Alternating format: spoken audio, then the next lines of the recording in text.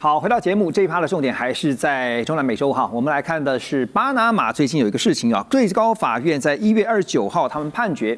香港的长江和记实业啊，就是长和集团啊旗下的巴拿马港口公司，缩写是 PPC， 它所持有的运河两端港口，太平洋入口的巴尔博雅港，还有大西洋入口的克里斯多巴港。那两个港的合约都是违宪的，就相关的契约被最高法院判无效。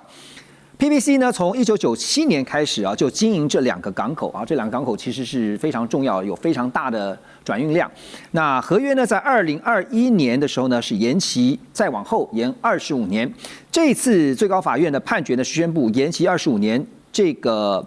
当初所定的协议这个合约呢缺乏合法程序，所以呢构成违宪。中方已经由他们的外交部发言人郭家坤在30号回应，中方将会采取必要措施来确保中方企业的权益哈。这个时候突然被判是违宪，还是从最高法院来判定这个合约是违宪的哈？是透露出了什么样的一个讯息呢？巴拿马现在这个时候因为碍于刚刚讲说在中南美这边的地缘政治考量，所以选择先站队，是这样吗？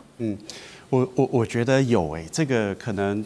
跟川普的影响是有关系的。怎么说呢？1997年当时的这个长江和记实业，这个是李嘉诚的公司嘛？那97年的香港其实是一个自由开放的地方，就是虽然回归了但是它并没有被认为是中国的一个分支部分嘛。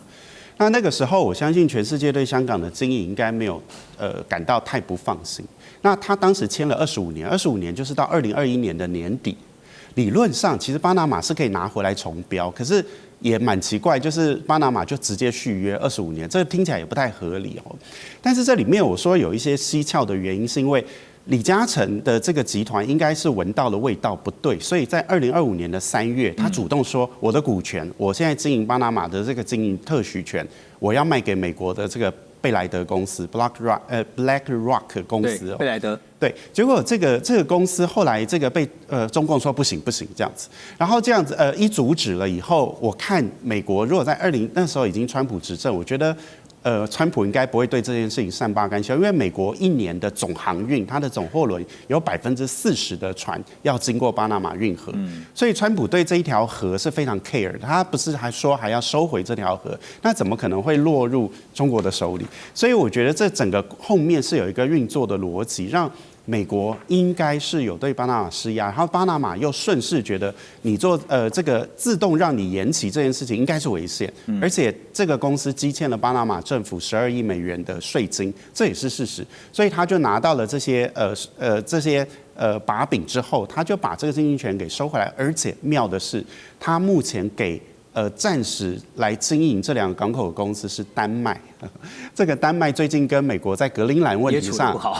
也处不好，我觉得美国有一点放这个利给他，就马士基公司，它是属于丹麦，所以我说这里面为什么有一点点玄机，因为你从这个轨迹看起来太不合理了，怎么刚好是丹麦？全世界这么多公司，下这整盘棋的，我认为是川普政府，我认为是川普，对 ，OK， 有这个影子在，对，看起来好。那现在中方已经由他们的外交部先表达了初步的回应哈，就是会采取必要措施来保护中方企业的权益。但现在大家也在问的是说，北京方面既然对这件事情开始重视了，那所谓的采取必要措施，要确保中方企业的权益的话，它初步可能会有哪些反击的手段呢？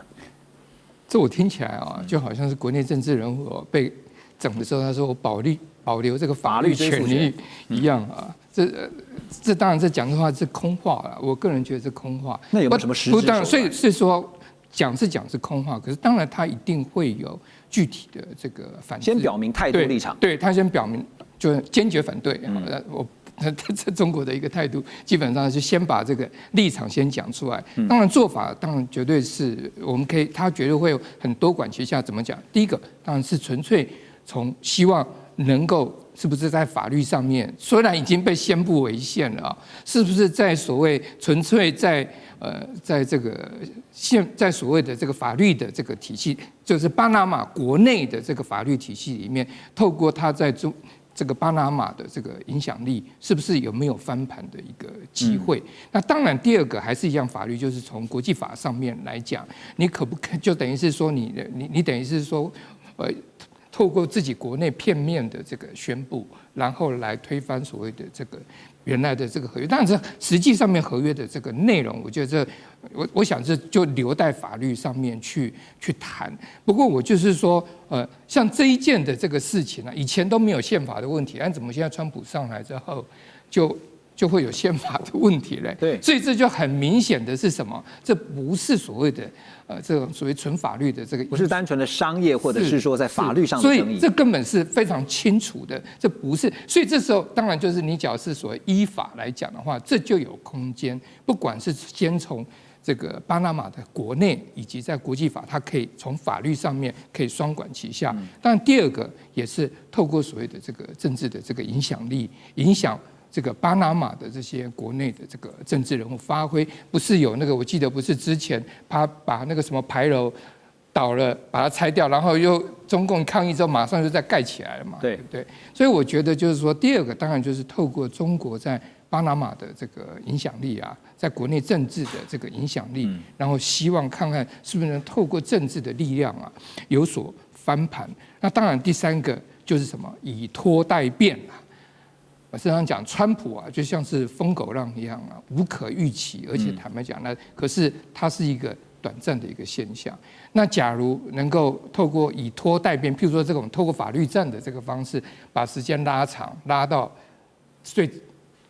说不定美国期中选举完，川普就马上被弹劾嘛，不是他自己说，那只要输掉的话，他可能就马上就会面临弹劾。那即使不是在今年，那在所谓的川普在剩下的这个3年的这个任期，反正就是打法律战，把这个所谓的用时间来换取空间，是，然后用这种拉长的这个时间，我相信啊，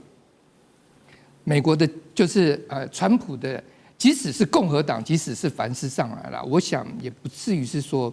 会像川普这样子，这种完全是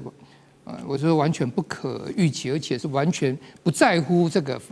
这国际法以及国内法，国内法你看他想要宣布紧急状况，他就宣布紧急状况。这是我想问老师的，就是像这种单纯，比如说是商业或者说合约，这个契约都已经明定好啊，甚至包括说我们到期了，然后往后再延25年，它单纯的可能只是一个商业上，但现在不可能这么的单纯，它已经有了政治力，而且是国际政治力的介入哈，这是合理的吗？是，这当然。没有什么合理不合理啊，这就是很摆明的，就是很现实，就是这样子。那所以我是说，其实法律上面法律你本来就是可以从正面跟反面，甚至于就是说有所谓的这个法律的漏洞，还有你本身的这个延长的这个期限。更何况当初这个我记得是卡特总统任内的时候，把巴拿马运河交还，就是交还给巴拿马，这有一些条件在里面。是理解。所以在这些条件的这个状况之下，那当然我就讲，在川普上台之后，而且川普那么强势的，我们看他从去年的这个国家安全战略报告，甚至于到现在的刚公布的上礼拜就是前一阵刚公布国防战略军事有关美国战争部，他都不断的在提巴拿马。那所以其实川普这样，他甚至于就是说，他搞不好就是会说，你这个违反当初我们要美国要交给他，甚至于军事占领，再回去军事占领都有可能的，因为他完全不在乎其他国家的看法。这个地方对他来讲是必拿的一个据点哈。所以这时候其实这时候透过宪法的方式啊，反而是给巴拿马政府啊比较还有面子啊。对，不是说我到时候我直接派兵我就把你占领掉。所以接下来要观察重点就在于说，这个巴拿马运河哈，其实它是攸关于中美两强，我们讲 G2。不只是在经济利益，还有包括更重要的是战略关键地位上是有一个非常重要的角色，它是一个重要的枢纽哈。所以两强在巴拿马运河上的竞争，接下来要如何博弈啊？我们先拉回到这个事主哈，这个公卿变事主，那事主当然就是长江和记黄埔的这个实业集团，那也就是李嘉诚哈。对于李嘉诚来讲，是解套还是被牺牲？你觉得？对李嘉诚来说，毫无疑问他是被牺牲了。那当然，对于这个违宪判决，对于巴拿马政府来讲是解套，为什么？什么？因为其实现在面对川普这么大的这样一个压力之下，然后因为其实川普认为就是巴拿马把今天等于算是把这个巴拿马运河包租给了这个长江核技实业，其实已极度不满的。那这个时候，今天以巴拿马的角度来说，面对美国这么强大的压力，我先宣布你这个合约违宪，好，即便你在后面可以像老师所说的进到这样的法律战的这样的阶层，至少我对你美国在态度上有个交代。好，我态度上先跟你有交代某种程度来说，可能可以避免美国进一步提高下一步这个行动的可能性，因为毕竟川普现在很忙嘛，川普现在要忙的这个问题这个很多可能不见得一时半刻有时间可以分神过来对付巴拿马。